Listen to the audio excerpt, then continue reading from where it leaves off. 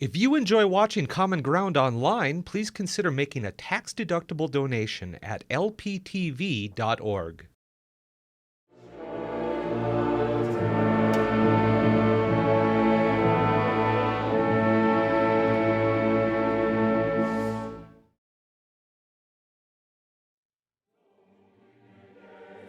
Well, when musicians go to orchestra concerts, they feel envious of the orchestra and they would like to play in the orchestra, but if you do a lot of playing in the orchestra, it's so great to sit in the audience and just watch the conductor and just listen to the sound, and you can't help compare it to the sound of yourself or your own orchestra.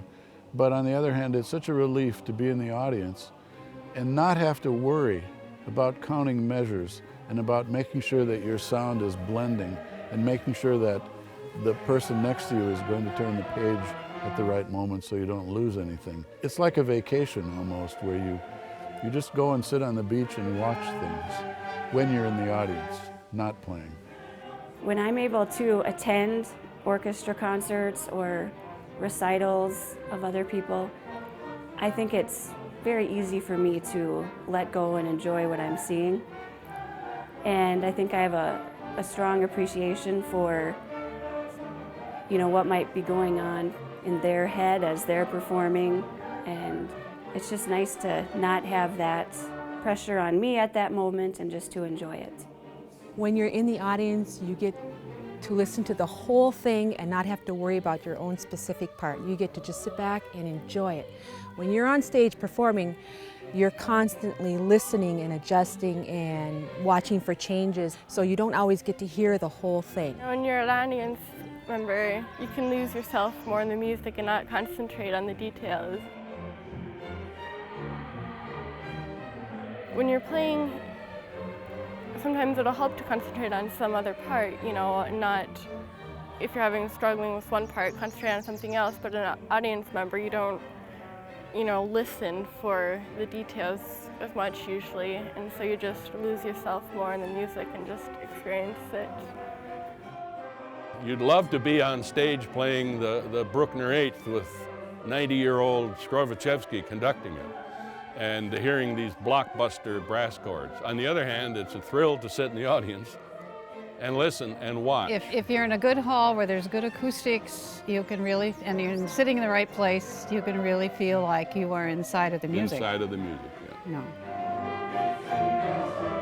No. Whenever I listen to a performance of an orchestra or a 1920s band or whatever, I always listen for my part. I don't know why, but I listen for that. And so as a person, I try to not do that. I try to listen to the whole composition and maybe to other parts so that I can hear how the whole thing comes together. So that's just something that I work on personally. It's hard to take off the conductor hat all the time. And that's one of the things that makes it a little tricky to enjoy the other types of music that aren't as interesting harmonically and things like that. But when I'm watching a performance, I'm always intrigued to see how what the conductor's doing relates to what the orchestra's doing. I've seen performances even of major professional famous orchestras where the orchestra is just ignoring the conductor. I've actually seen professional orchestras not only ignore the conductor, but almost play against what he or she is doing. But then conversely, I've seen the Berlin Philharmonic play. I remember a particular performance of Mahler's Third Symphony under the great Bernard Haitink. And I've actually never had this experience before. So I was in Berlin in the Philharmonie. I didn't know anybody else there. And at the end of that piece, which is a hugely emotional ending anyway, just lots of wonderful tension that is released, everybody in the room had tears streaming down their face. The orchestra, the audience, the conductor, and everybody stood up in unison and started embracing the people around them, even though they didn't know each other. And so that kind of interaction is just magical when you get to see it. Sometimes when you go to a concert, you kind of listen and analyze. How's he going to do this? How's he doing that? He being the conductor. How is this player going to do this? We listen for that. We don't always go for the emotional thrill. Other times it just comes over you when you hear it. You realize you're in the presence of an incredible performance. But still, you know, after 50, 60, well, we're 75, after that many years, music still can move us powerfully.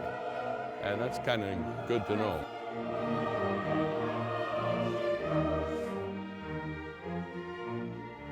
You want to be up there, but you're relieved to be in the audience. It's two things at the same time.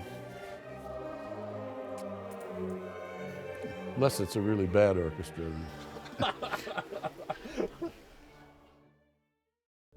Common Ground is brought to you by the Minnesota Arts and Cultural Heritage Fund with money from the vote of the people November 4th, 2008.